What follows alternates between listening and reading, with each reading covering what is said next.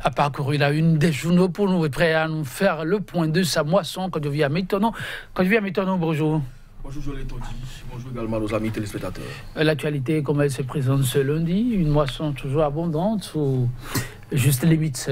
Bon, c'est relatif, ça dépend en tout cas de ceux et celles qui nous font confiance et qui ne continuent pas à croire qu'avec nous, ils pourront donc faire relayer la une de leur quotidien. Donc nous avons quand même une moisson non moins négligeable. L'actualité, elle est riche quand même à la une de ces quelques journaux que nous avons. Vous avez par exemple le non-lieu dans le dossier de surfacturation ou de surcoût au niveau du ministère du cadre de vie.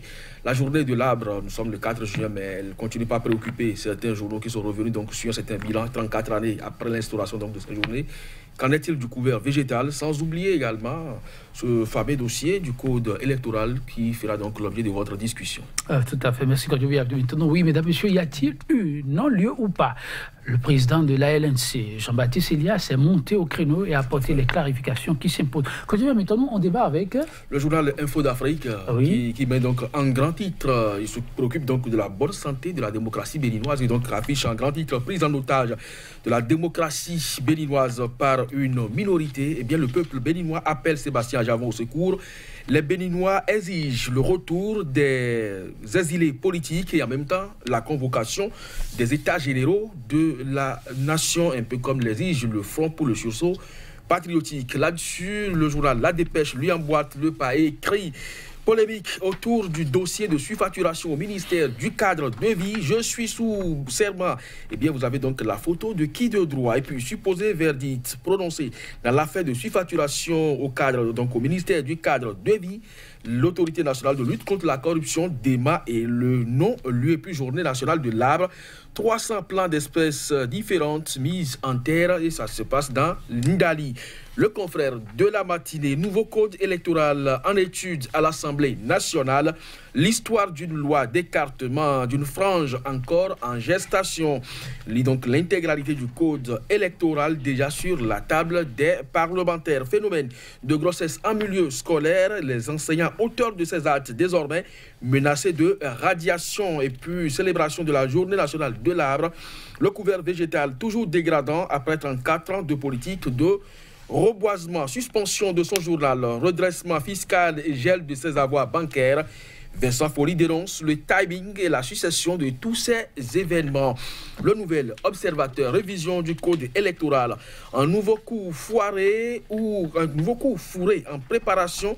L'intégralité donc du code électoral proposé à retrouver dans les colonnes du journal. Accusé d'avoir pris les chemins de l'exil, Idrissou Bako rétablit la vérité et dénonce les calomniateurs. Et puis après la suspension de la nouvelle tribune par la HAC avec le blocage des comptes bancaires du quotidien, ça se complique. La hache de guerre est-elle déterrée contre les journaux? Affaire de surfacturation au ministère du cadre de vie et du développement durable. L'autorité nationale de lutte contre la corruption persiste et signe, elle n'a pas menti et n'a rien inventé. Le quotidien Matin Libre, cette fois, présidence de la Cour constitutionnelle. Et si talons déjouer les pronostics, colloque de l'ABCD sur les 25 ans de la haute juridiction, on l'a distingué, pression donc sur la nouvelle Cour constitutionnelle. Le journal Nouvelle Économie, direction générale des douanes, des impôts et de la douane, révélation sur les taxes payées par Sébastien Ajavon. Le quotidien Palmarès d'espoir pour terminer. Nouveau projet du code électoral en République du Bénin. Des mesures discriminatoires d'une loi laconique et puis restitution des biens culturels du Bénin. Toujours des maquettes, s'interroge le quotidien. À quand le concret pour la réhabilitation des musées comme préalable? Merci, Kodjovi. Maintenant, oui, que de sujets, ils sont très diversifiés.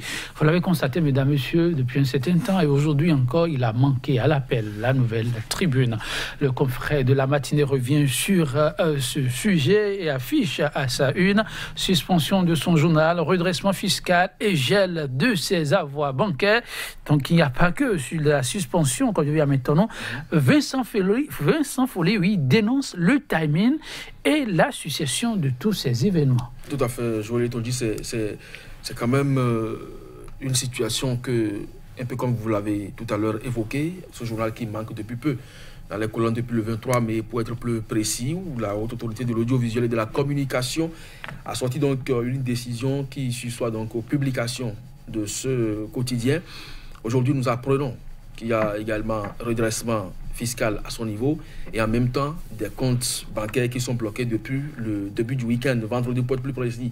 Alors, le timing, c'est ça, le promoteur du journal dénonce. On ne comprend pas que dans la même période, et pratiquement en l'espace de 2 semaines, qu'on puisse demander donc au quotidien de sursoir à ses parutions et en même temps procéder à un redressement et quitte à donc boucler la boucle par le gel de ses avoirs. Alors cela traduit un peu le mode de gouvernance actuellement en cours, où lorsque on ne vous sent pas, on ne veut pas non plus vous sentir, eh bien soit on procède à un redressement fiscal qui ne dit pas son nom, ou carrément au gel des avoirs. Donc je crois que le journal est en train d'emboîter le pas aux sociétés de M. Sébastien Germain à Javon, qui après redressement fiscal a subi donc également le gel de ses avoirs. C'est quand même déplorable dans le cadre donc de ce journal, pour être plus précis, dans la mesure où même l'association des journalistes, les présidents des patrons également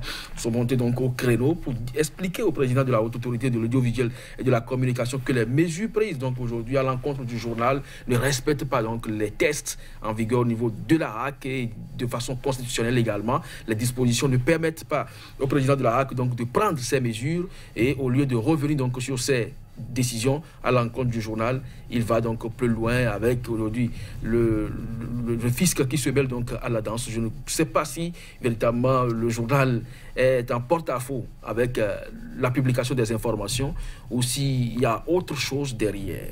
Oui, beaucoup s'interrogent. Les prochains jours, peut-être, nous aiderons à voir encore plus clair dans ce dossier, on l'espère. Il y a un grand vide qui est créé. Lit-on Sarri, là. Quand je viens maintenant, nous resterons avec le confrère de la matinée qui nous a offert une des plus diversifiées. Le quotidien des Béninois, c'est aussi ça. Les politiques y pensent très peu. La question du reboisement. Alors, à la une de sa parution du jour, le confrère fait un petit point. Le couvert végétal, toujours dégradant, après, quand je viens maintenant, traquant 34 ans de politique de reboisement.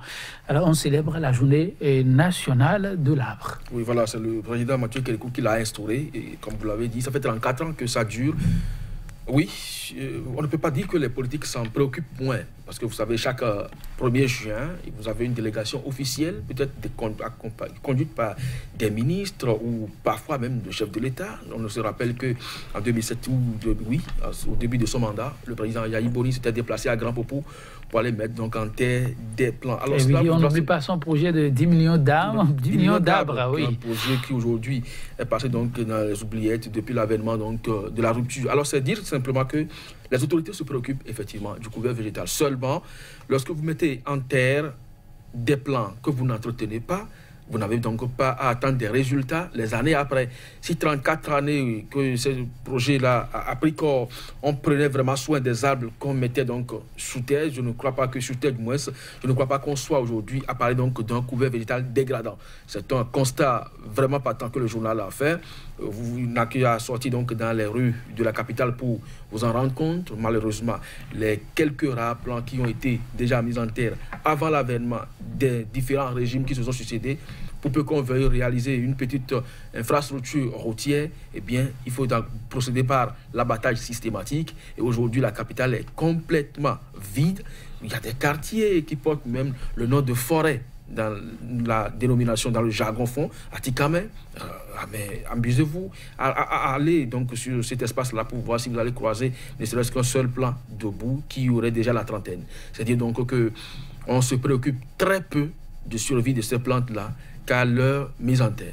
Mais là, malheureusement, le constat, oui, est là. Un autre constat très amer qui a aussi retenu, on ne sait pas si c'est une coïncidence, mais heureuse tout de même, le confrère de la matinée. Il s'agit du phénomène qui a pris une allure très inquiétante avec les grèves perlées ces temps-ci, les cas de grossesse en milieu scolaire. Il y a une décision désormais ministérielle.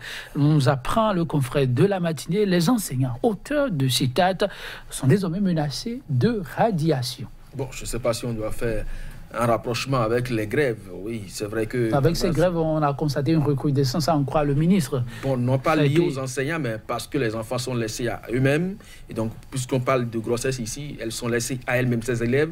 Donc, elles s'adonnent beaucoup plus à d'autres activités plutôt que d'aller étudier. Alors, ce n'est pas la faute aux enseignants, c'est la faute à l'autorité qui a permis que ces grèves-là surviennent. Parce qu'il y a toutes les voies possibles pour qu'on n'en arrive donc pas à cette extrémité. Les syndicalistes nous ont toujours dit que les grèves sont les dernières armes de négociation ou de lutte. Donc, à partir de cet instant, je ne crois pas que ce soit les enseignants qui soient les plus indexés. Maintenant, puisque le forfait est commis, outre donc le mécanisme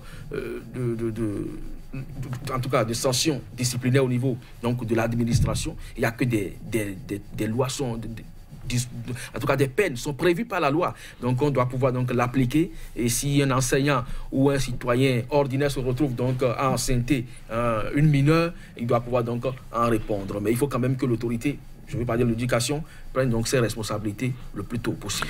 Merci à vous, Kwadjobi Ameitono. Mesdames, Messieurs, merci. À l'instant, revue des titres du jour, c'est terminé. Demain, on se retrouve, l'aventure se poursuit. À demain.